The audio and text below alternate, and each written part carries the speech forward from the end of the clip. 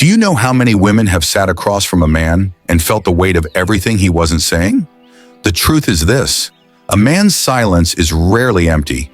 It is full of unshed emotions, hidden confessions, and silent admissions he cannot make. Not to the world, not to you, and sometimes not even to himself. But in the dark, when no one's watching, when the masks have slipped and the audience has left the stage, that is when the truth escapes. That is when his shadow begins to speak. Carl Jung once said, "Until you make the unconscious conscious, it will direct your life and you will call it fate." And nowhere is this more evident than in the quiet corners of the masculine psyche. Because when a man loves, fears, regrets, desires, or obsesses, he often does so in exile, far from the reach of understanding eyes.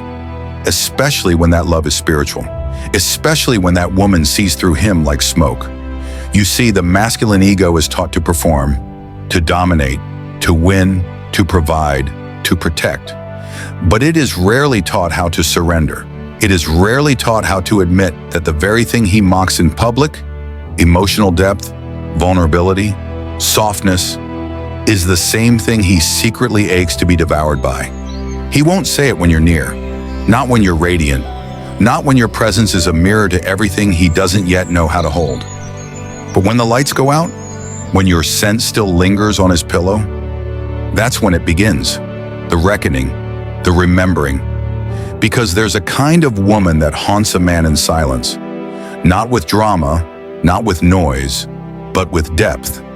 She doesn't chase, she doesn't convince, she just is. And that being becomes unbearable to forget. What he won't admit out loud is that your silence terrifies him more than your anger ever could. Anger he can fight, he can rationalize it, defend against it, even feel victorious in the battle. But silence is a mirror, and the man who stares into it begins to see the places inside him he has spent his whole life avoiding. He won't tell his friends that he dreams of the way you once looked at him. Not the way you looked when you were trying, but the way you looked when you had already stopped. That brief, holy moment when you saw him not as a project or a promise, but as a stranger you once knew. That's the look he replays when he lies to himself that he's moved on. There are things he only whispers when no one's listening, that her energy was too much, and yet not enough. Because no matter how close he got, he could never fully own her. And that truth, that sacred limit, bruised his ego in ways he pretends not to feel. Most women think a man leaves because he's indifferent, but Jung would say, indifference is often just the shadow of obsession. A man doesn't withdraw because he feels nothing. He withdraws because he feels too much. Because something in her presence cracked the walls he spent years building, and he doesn't know how to rebuild with the same bricks. So instead he walks away, but never truly leaves. He'll tell himself, you were too emotional, too complicated, too spiritual, too something. But in secret, he replays your laugh, the cadence of your voice when you said his name like a prayer. He scrolls through old messages, hoping to remember the version of himself that existed only when he was with you, the one he secretly liked more. The man who has not faced his shadow will always fear the woman who has, because she awakens something ancient in him, something that doesn't bow to logic or timelines or expectations, something that calls him not to perform, but to transform. And that kind of intimacy, the kind that births ego death, is not something every man is ready for. But in the dark, when the world is quiet, he remembers, he admits, he aches. He doesn't tell anyone that your absence taught him more than your presence ever could, that in the silence after your departure, he began to hear the parts of himself he had long silenced. And they didn't speak in words, they howled, they begged, they whispered truths that only the soul could understand, truths he had buried beneath performance, beneath conquest, beneath the illusion that power came from control. Carl Jung believed that every man carries a shadow, and the less it is embodied in the conscious life, the blacker and denser it is. And the woman who triggers that shadow, she is never forgotten, because she doesn't just leave footprints in his life, she leaves fingerprints on his becoming. He won't say this to you, he might not even say it to himself, But deep inside, when the mask slips, he knows. You touched the part of him no one else dared to see. You saw the boy beneath the armor, the man beneath the mask, the dreamer behind the detached stare. And that gaze, your gaze, held something more dangerous than love. It held recognition. He doesn't admit that when he pushes a woman away, what he's really doing is trying to protect the fragile architecture of his ego. That if he lets her too close, she might see the cracks. And not all men are ready to let themselves be seen without armor. To admit desire is easy. To admit obsession, especially the quiet, soul-binding kind, is humiliating for the uninitiated man. It threatens everything he has been taught, that vulnerability is weakness, that detachment is strength, that needing nothing makes him powerful. But that illusion begins to tremble when he meets a woman whose spirit cannot be seduced by surface games. He may chase the predictable, the safe, the attainable, but at night, in the space between thoughts, he remembers you. The woman he couldn't decode, the one who didn't bend to please him, the one who didn't need him, but saw him. That kind of encounter creates a spiritual bruise, one that throbs long after the moment has passed. He tells himself stories to soothe the ache. He says it wasn't that deep, that it was lust, that it was timing, that he's better off. But none of these stories silence the truth that lives in his chest, that you were different, and difference cannot be replaced. It must be mourned. Have you ever noticed how some men grow quiet after a certain kind of woman? Not bitter, not angry, just quieter, as if something in them has been shaken loose. That's not heartbreak. That's ego death. That's what happens when a man meets a woman who touches not his fantasies, but his unconscious. He might scroll through your social media, hoping to see signs that you're struggling without him. But when he sees you radiant, thriving, whole, something inside him cracks open, because that's what he fears most. A woman who no longer needs to explain herself. A woman who loves herself more than the idea of being understood. He'll never admit how many times he's typed out a message and deleted it, or how often he returns to places he once saw you, pretending it's coincidence. He tells himself he's moved on, but in the privacy of his solitude, he reenacts entire conversations that never happened. In those imaginary dialogues, he says all the things he never had the courage to speak aloud. Things like, "I didn't know how to hold your heart without dropping it," or "You terrified me because you weren't impressed by my mask," or maybe, "I felt safer with women who needed me because I didn't know how to stand beside one who didn't." That's the confession he carries in silence, that it wasn't you who was too much. It was he who hadn't yet become enough to meet you. And that shame, it lingers. Not because you demanded it, but because you exposed it. The feminine energy that truly sees a man doesn't inflate his ego. It invites his transformation. And that is precisely why he ran. Because deep down he knew, to stay would mean to change. And not all men are ready to shed who they were, just to become who they were born to be. But still, he remembers, he replays, he regrets. There's a quiet devastation that overtakes a man when he realizes he can't possess what he once thought he could control. And the truth he hides, even from himself, is that it's not your beauty that lingers, not your body, not even your words. It's your energy, that mysterious, sovereign essence that refused to collapse just to make him feel taller. In the late hours when the world sleeps and the noise has finally died down, he thinks about how you didn't ask him to change. But somehow your presence made him confront the man he truly was. Not the man he showed the world, not the man his friends respected, but the man he was when he was unguarded, uncertain, hungry, unfinished. And that revelation, that there existed a woman who didn't want the mask, but the man beneath it, that is what he cannot shake. Jung understood that the psyche does not move toward comfort. It moves toward wholeness. And sometimes a woman enters a man's life not to soothe him, but to awaken him. She arrives not as a soft escape, but as a storm that tears down false structures. And if he is not ready, he will see her not as a gift, but as a threat. He doesn't say it, but he knows.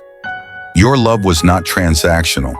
It wasn't earned by performance, nor was it given because he checked the right boxes. You saw him, the eternal boy and the wounded king. And still, you loved. But what he admits in the shadows, what only the night ever hears, is that he didn't know how to receive it.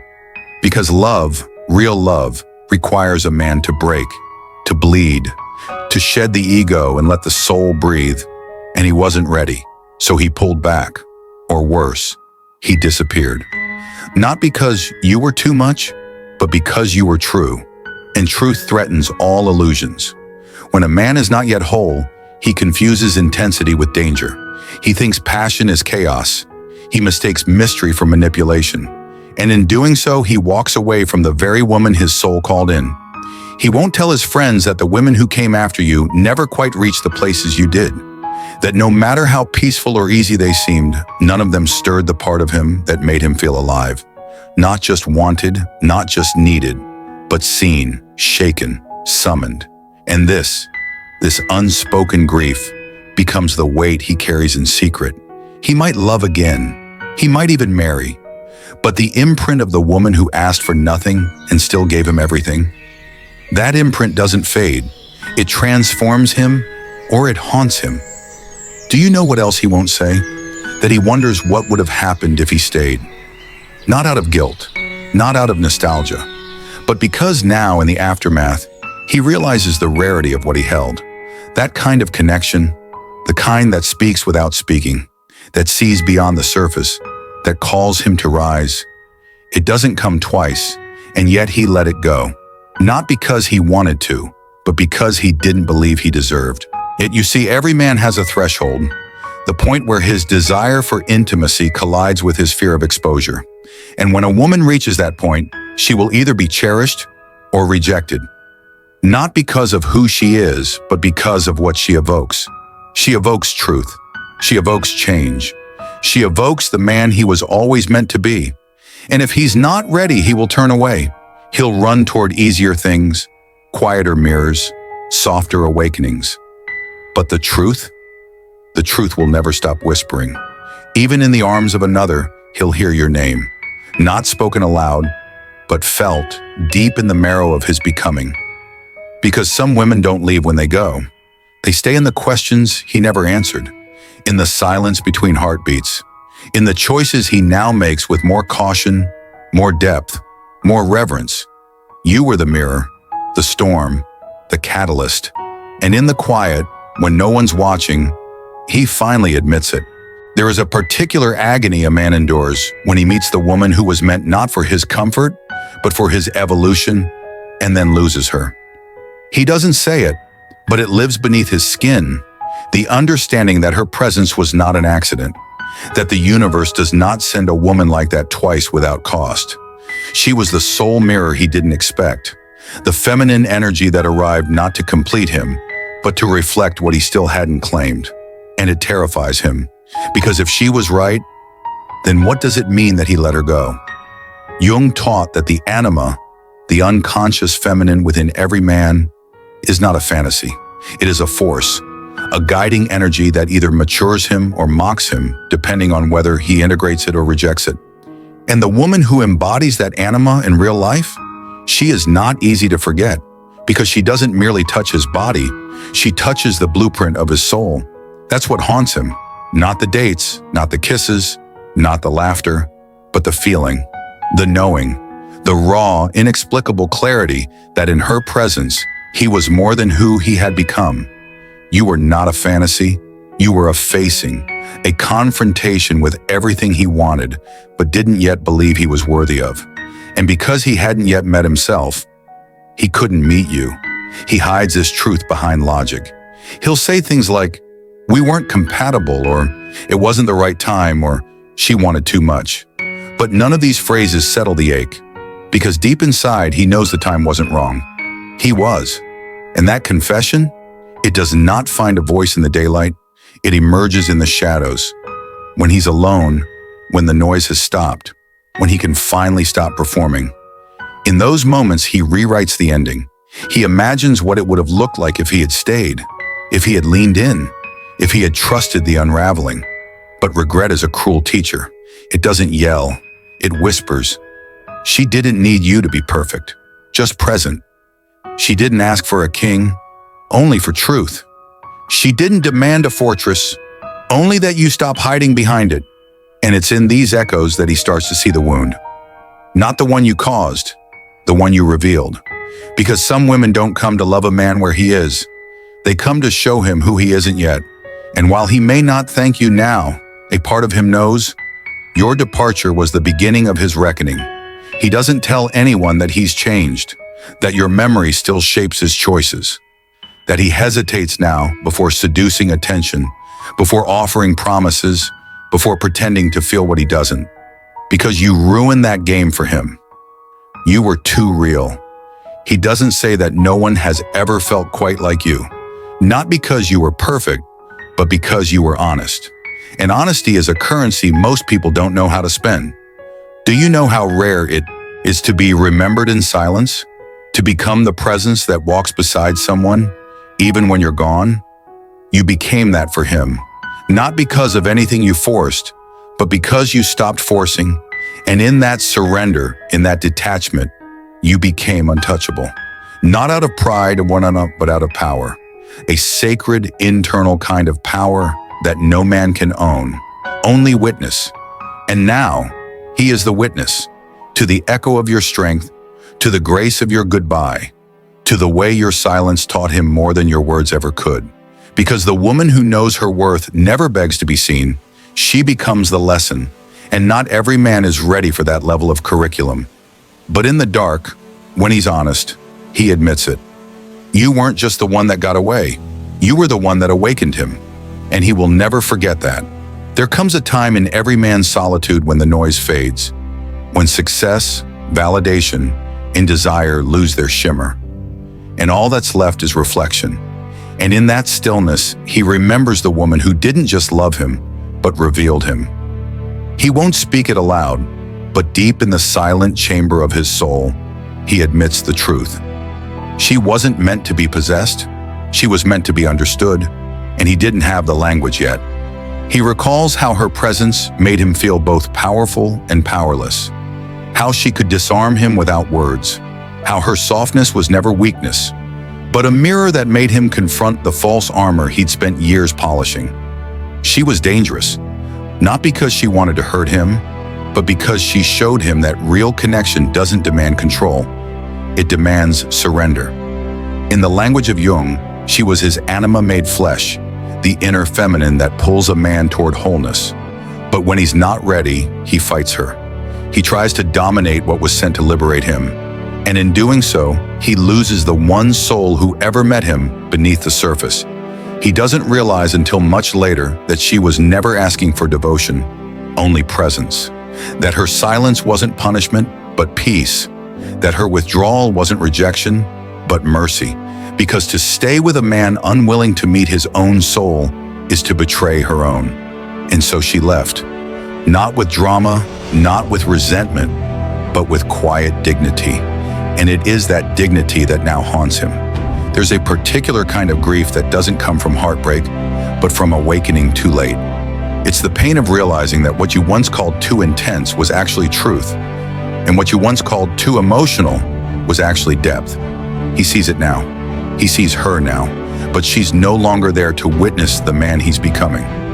This is the final confession he will never make out loud. He needed to lose her to meet himself, because the woman who triggers a man's shadow is not his punishment. She is his path to consciousness.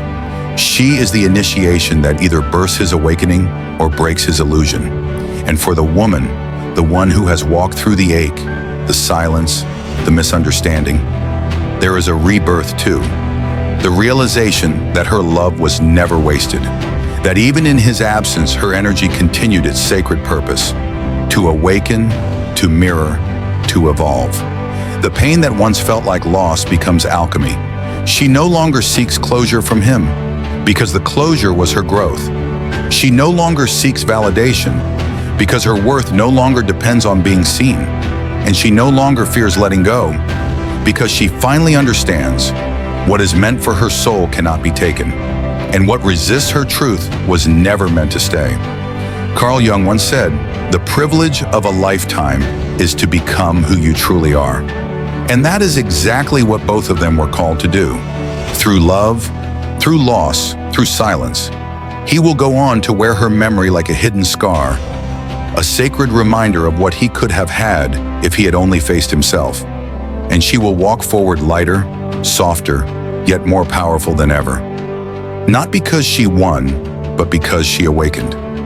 In the end, the greatest transformation does not come from being loved. It comes from realizing that you were always the source of love itself. And so she smiles now, not at him, but at the woman she became after him. The woman who knows her worth doesn't chase, she chooses.